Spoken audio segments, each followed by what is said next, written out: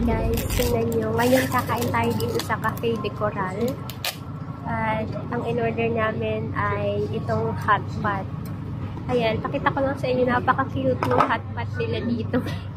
Meron siyang maliit na lutuan. Ayan, tapos maliit na kaldero. Tapos ito.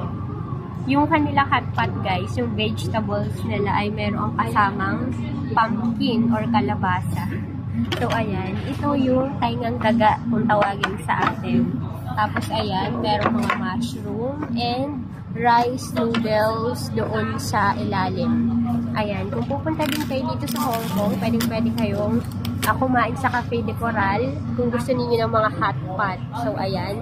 Ang kasama dito sa in-order namin na package ay beef, tapos pork. Ayun, tapos itong vegetables and rice noodles. And ito, itong malaking lemon, ano ba to? Nesty ba to? Ayan. Laki yan guys. Kaya pwede yan sa dalawa. Ayan, kakain muna tayo guys pagkatapos ng mahabang lakaran. Kasi sobrang sakit ng paa namin. Kailangan namin ng medyo heavy meal. Ayan. So, kakain muna kami guys.